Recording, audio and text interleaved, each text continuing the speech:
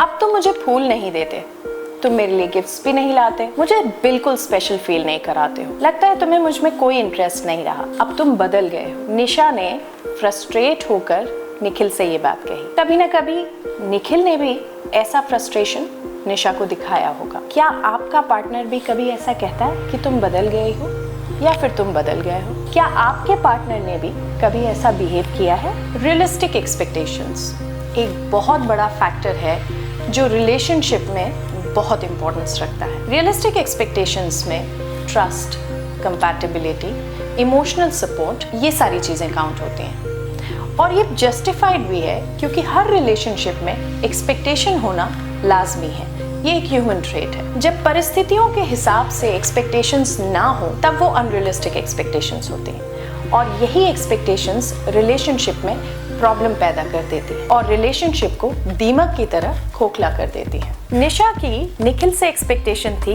कि वो उसे कॉल करे या मैसेज करे या घर आते समय फ्लावर्स लेके आए या उसे कहीं घुमाने ले जाए। निखिल उस दिन एक बहुत ही इम्पोर्टेंट मीटिंग में फंसा हुआ था जो निशा को नहीं पता था।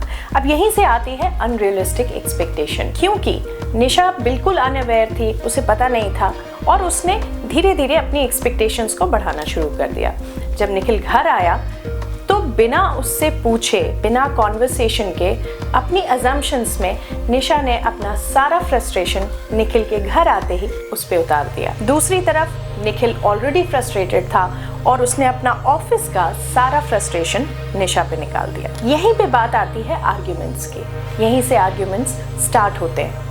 तो सबसे पहले हम ये समझ जाते हैं कि रिलेशनशिप में अगर आर्ग्यूमेंट से ज़्यादा हम कॉन्वर्सेशन स्टार्ट कर देंगे तो एक दूसरे के पर्सपेक्टिव्स हम समझ पाएंगे। दूसरा, एक्सपेक्टेशंस हमेशा परिस्थितियों के हिसाब से होनी चाहिए और परिस्थितियां हम तभी समझेंगे जब हम पूछने में बिलीव करेंगे और सुनने में बिलीव करेंगे, क्योंकि change is a universal law.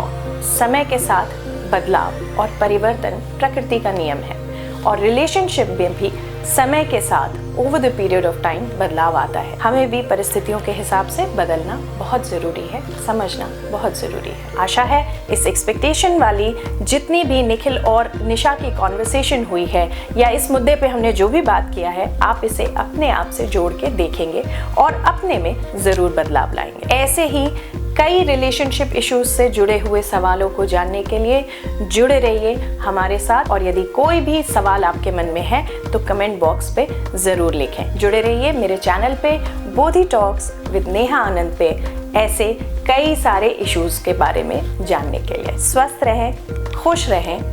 Thank you.